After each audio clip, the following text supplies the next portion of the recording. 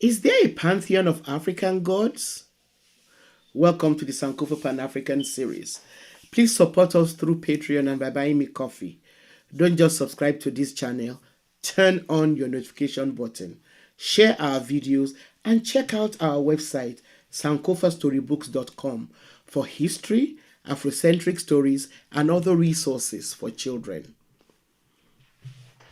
Now, Africa being a diverse, multi-ethnic, multi-religious continent does not have a single pantheon of gods.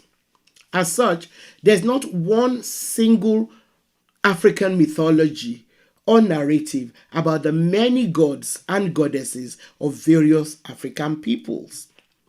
Although there are sometimes similarities in the creation stories of different groups.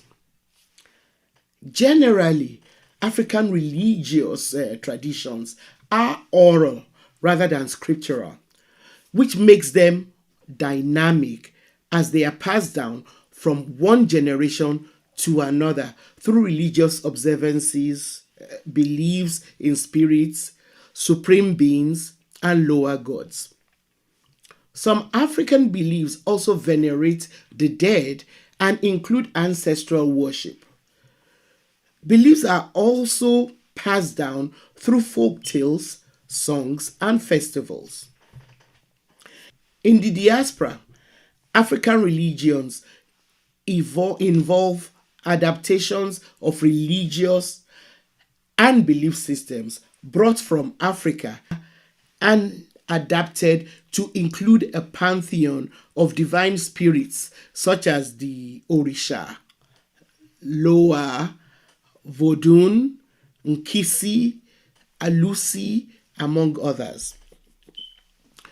Most of these various African traditions have been syncretized by incorporating elements of Christianity, including saints and other forms of Native American religions and Spiritism. This episode, which is the first of a series, will focus on Olodumare, the supreme being in the Yoruba pantheon. Now, the Yoruba have an elaborate hierarchy of deities, each with special duties and functions. Olodumare is the traditional name of the supreme being, who is sometimes called Olorun in popular usage, especially since the advent of Islam and Christianity. The name Olodumare or Eledumare refers to the supreme being's greatness and everlasting majesty. Literally translated, Olorun means the owner of heaven above, or the Lord whose home is in heaven above. The Yoruba pantheon has several other lesser gods and spirits known individually and collectively as Orisha. An Orisha is a god who used to live as a person on earth when earth was first created. Present-day human beings are believed to be descended from various Orisha. I'm using the word Orisha instead of Orishas to depict the plural because the Yoruba language, unlike the English language, does not depict the plural with the letter S. So, although Olorun or Olodumare, the supreme being, lives in heaven, he is not remote, but conceived of as a social being who is very much interested in the lives of people. He is therefore accessible and can be called on at any time, especially through the various Orisha. The Yoruba have several myths of creation and origin.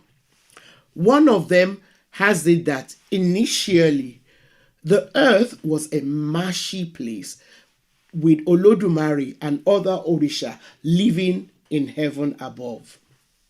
However, The distance between heaven and earth was much closer than it is now.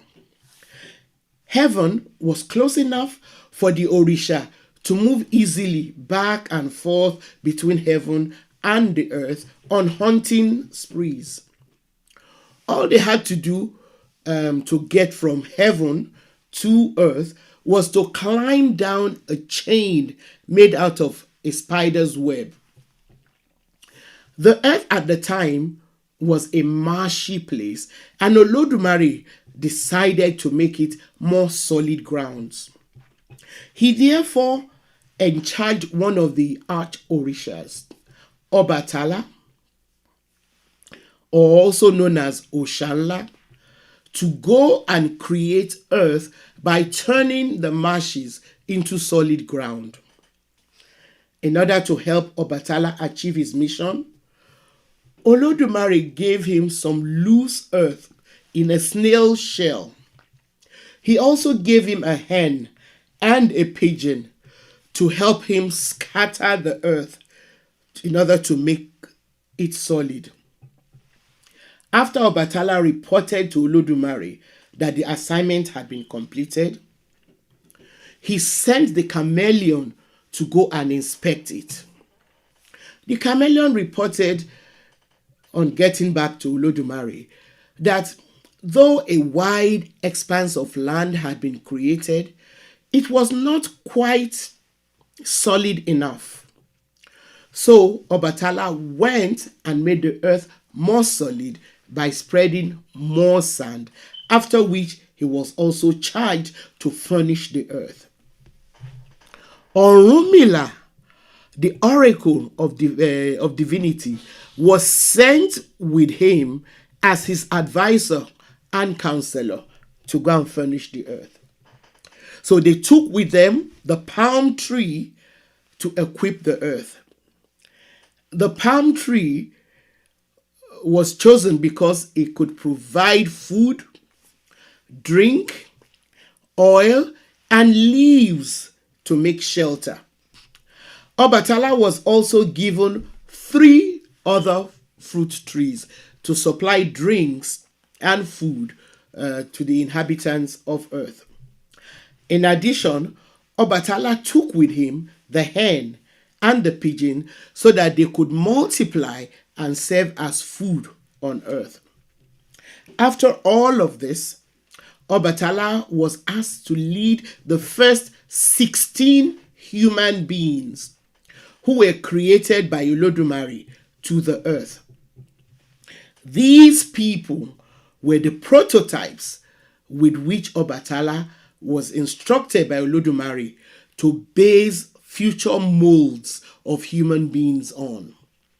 However, Obatala's creatures remained lifeless figures until Olodumare came and breathed life into them. Another myth explains how Olodumare or Olorun came to occupy a space so far from the earth. The Yoruba believe that the sky where Olodumare lived was not originally so far removed from the earth. It was so near that people could reach out and touch the sky. However, human beings got Olodumare really mad because they started rubbing their dirty hands against the sky after eating. As such, Olodumare, God, decided to move the heavens, his abode, far away from the physical reach of humans. Since that time, Olodumare has kept an eye on the world from a distance through the Orisha.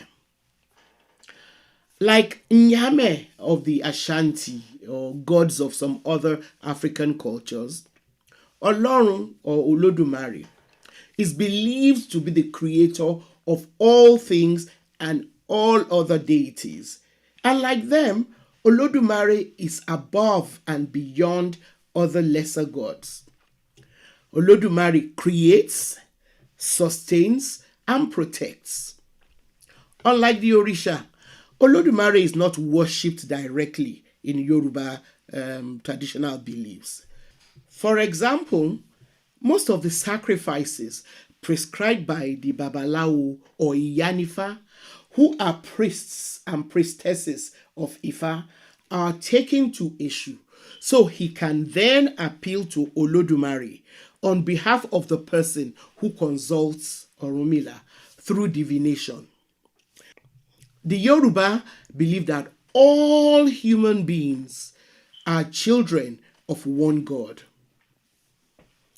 Olorun, Olodumare has various other names in the Yoruba language, such as Alaye, the everlasting, Eleda, the creator, Olojo Oni, the one who assigns and directs the day, and many more too numerous to state here. Thanks for watching.